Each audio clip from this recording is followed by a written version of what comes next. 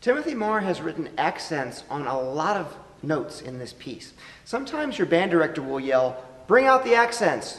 He's yelling "bring out the accents" because there are usually a whole bunch of notes with no accents on them, and then a few notes that have accents, and that makes those notes special.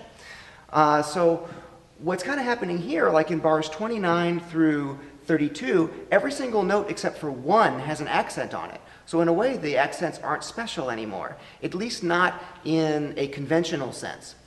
Whenever we get a piece of paper with black ink on it, you know, this stuff, we call it music, but in a way that's not really music. It's not music until we bring it to life and we interpret it. What I'm going to do in my interpretation here, and there's a million ways to interpret something. This is just my way of interpreting.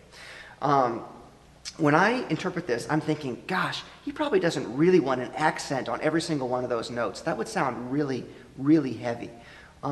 So what I'm thinking is, you know, he's writing this for an audition. He's probably just testing my ability to play clearly. Putting an accent on all but one of those notes was probably his way of saying, don't let this sound soggy. So when you play that spot, if you do it, at least in my interpretation, you can think of it as just make sure this is nice and clean and not soggy at all. Now in bars 35 through 36, I think the accents make perfect sense in a conventional sense. He's putting accents so that the notes sound like they're in groupings.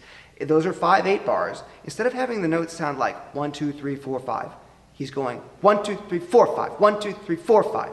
That's a really common conventional thing to do that definitely makes the music sound really good. So that's very straightforward. So, you know, we could go on and on and on and talk for 20 minutes about how to interpret all the different things on the page here. Unfortunately, we don't have time for that. But I just wanted to say give you this little message reminding you that when you see this black ink on the page, you need to interpret that creatively.